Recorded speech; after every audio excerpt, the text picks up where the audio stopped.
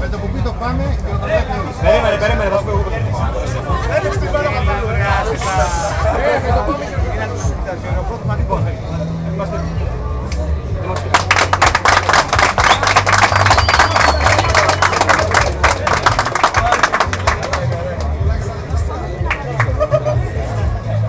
Πάμε για τη δήλωση. Εμείς δεν είμαστε αντίθετοι στο να κλείσει η παραλία ή όχι. Δεν παίρνουμε γνώμη σε αυτό το πράγμα. Είμαστε αντίθετοι σε αυτή τη παράνομη κίνηση που κάνουν αυτοί οι κύριοι να κλείσουν το έτσι το έλλειμμα τον δρόμο. Και δεν καταλαβαίνουμε ποια αρμοδιότητα το κάνουν αυτό. Αυτό μας ενοχλεί. Και για αρχή κάναμε ό,τι κάναμε. Την επόμενη φορά θα κάνουμε κάτι παραπάνω.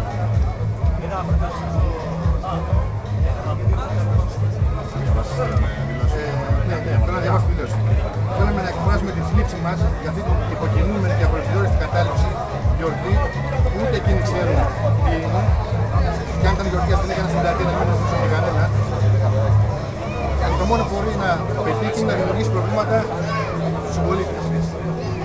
Δεν παίρνουμε θέση γιατί αν είναι σωστή η πεζοδρόμηση ή όχι. Άλλωστε για να το κάνουμε πρέπει να είμαστε πλήρως ενημερωμένοι για τα υπέρ και τα κατά. Κανένα είναι και σωστή. Αντιδρούμε όμως σε αυτή την κίνηση, διότι χωρίς καμία αρμοδιότητα δημιουργούν πρόβλημα στην πόλη μας. Με μοναδικό στόχο να μεταφέρουμε το κέντρο της πόλης προς τα έξω, γιατί πιθανόν ενδιαφέρονται να αξιοποιηθούν τα στήρια αυτά που έχουν στην πόλη. Δεν πείθουν κανένα για τις οικολογικές και ανθρώπινες δίθεν αντιλήψεις τους. Όταν τη συγκεκριμένη στιγμή υπάρχει κάποιος από αυτούς τους κυρίους που έχει κάνει κατάληψη του πεζοδρομίου, φτιάχνοντας μπροστά στο μαγαζί του δύο σειρές τραπεζοκαθήματα και δεν μπορεί να περάσει ούτε πεζός ούτε παιδί. Και θέλει, απαιτούν να γίνουν δρόμοι πεζόδρομοι και στα πεζοδρόμια αυτή θα προχωρήσει. Και με προβληματίζει ακόμη το γεγονός ότι έχουν δώσει πάρα πολλά χρήματα σε διαφημιστική καταχώρηση. Αυτό εμένα με προβληματίζει. Όσο αφορά τις δικές μας ευαισθησίες για το περιβάλλον και την κοινωνία, είναι μεγαλύτερες από εκείνες που έχουν αυτοί οι κύριοι και πιο αγνές.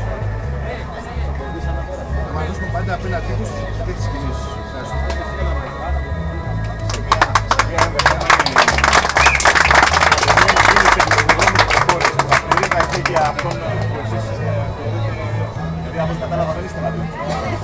Δεν είμαστε ενάντια.